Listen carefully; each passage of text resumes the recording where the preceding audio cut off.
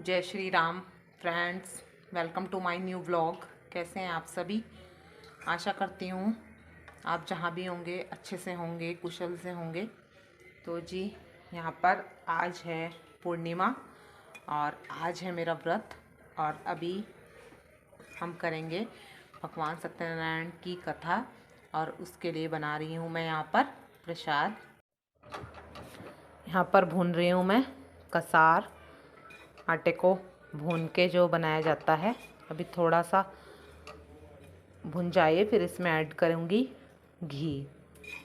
तो जी, भगवान का प्रसाद बनाने के बाद फिर करेंगे हम भगवान सत्यनारायण की कथा। यहाँ पर फ्रेंड्स मैं किचन में हूँ और यहाँ पर देखिए ये रहा ब्रूनो और ये कह रहा है कि मुझे खाना दे दो, और लेकिन ये यहीं पर खड़ा रहेगा, अंदर नहीं आता कभी, बस गेट तक ही आता है कहने के लिए कि मुझे खाना दे दो। तो जी मैं इसको सेक के दूंगी अब रोटी। देखिए फ्रेंड्स, यहाँ पर ना तैयार हो गया है भगवान का प्रसाद, चरणामृत भी और कसार भी। और बस अब हम करेंगे भगवान की कथा प्रारंभ।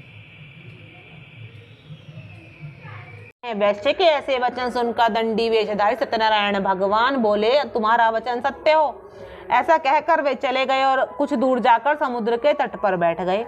दंडी महाराज के जाने के पश्चात वैश्य ने नित्य क्रिया से निवृत्त होने के बाद नाव को ऊंची ऊटी देखकर अचंबा किया तथा नाव में बेल पत्ते आदि देखकर मूर्छित हो जमीन पर गिर पड़ा। मूर्छा खुलने पर अति शोक करने लगा। तब उसके दामाद ने कहा, आप शोक ना करें, दंडी महाराज का श्राप है, अतः हमें उनकी शरण में ही चलना चाहिए, वही हमारे दुखों का अंत करेंगे। दामाद के वचन सुनकर वह वैश्य दंडी भगवान के पास पहुंचा, अत्यंत भक्ति भाव से पश्चाताप करते हुए बोला, मैंने जो आपसे सत्य वचन कहे थे उनके लिए मुझे क्षमा करें, क्षमा करें प्रभु, मुझे उनके लिए क्षमा करें। ऐसा कहकर वह शोकातुर हो रोने लगा। तब दंडी भगवान बोले, हे वणिक पुत्र, मेरी आज्ञा से ही बार बार तुझे कष्ट प्राप्त हुआ है, तू मेरी पूजा से विमुख हुआ है। तब उस वैश्य ने कहा, हे भगवान, आपकी माया को ब्रह्मा आदि देवता भी नहीं जान पाते, तब मैं मूर्ख भला कैसे जान सकता हूँ। आप प्रसन्न होइए प्रभु, प्रसन्न होइए, मैं अपनी क्षमता अनुसार आपकी पूजा करूंगा। मेरी रक्षा कीजिए और मेरी नौका को पहले के समान धन से परिपूर्ण कर दीजिए। उसके भक्ति भाव से परिपूर्ण वचन सुनकर सत्यनारायण भगवान प्रसन्न हो गए और उसकी इच्छा अनुसार वर देखकर अंतर्ध्यान हो गए। तब ससुर व दामाद दोनों ने नाव पर आकर देखा कि नाव धन से परिपूर्ण है। फिर वह विधि विधान से भगवान सत्यनारायण का पूजन कर साथियों सहित अपने नगर को चला। जब वह अपने नगर के निकट पहुंचा तब उसने एक दूत को अपने घर पर भेजा। दूत ने साधु नामक वैश्य के घर जाकर उसकी पत्नी को नमस्कार किया और कहा, आपके पति अपने जामाता सहित इस नगर के समीप आ गए हैं। लीलावती और उसकी कन्या कलावती उस समय भगवान का पूजन कर रही थी। दूत का वचन सुन साधु की पत्नी ने बड़े हर्ष के साथ सत्यनारायण भगवान का पूजन पूर्ण किया और अपनी पुत्री से कहा, हे पुत्री, मैं अपने पति के दर्शन को जाती हूँ, तो पूजन पूर्ण कर शीघ्र आ जाना। परंतु कलावती पूजन एवं प्रसाद छोड़कर अपने पति के दर्शन के लिए चली गई। पूजन एवं प्रसाद की अवज्ञा के कारण भगवान सत्यनारायण ने रुष्ट हो उसके पति को नाव सहित पानी में डुबो दिया। कलावती अपने पति को न पाकर रोती हुई जमीन पर गिर पड़ी और नौका को डूबा होता कन्या को रोती हुई देख साधु नामक वैश्य द्रवित हो बोला, हे प्रभु, मुझसे या मेरे परिवार से अज्ञानतावश जो अपराध हुआ है उसे क्षमा करें प्रभु, उसे क्षमा करें। उसके ऐसे वचन सुनकर भगवान प्रसन्न हो गए। आकाशवाणी हुई, हे वैश्य, तेरी पुत्री मेरा प्रसाद छोड़कर आई है, इसलिए इसका पति अदृश्य हुआ। यदि वह घर जाकर प्रसाद ग्रहण कर लौटे तो इसे इसका पति अवश्य मिलेगा। आकाशवाणी सुनकर कलावती ने घर पहुंचकर प्रसाद ग्रहण किया और फिर आकर अपने पति को पूर्ण रूप में पाकर वह अति प्रसन्न हो गई।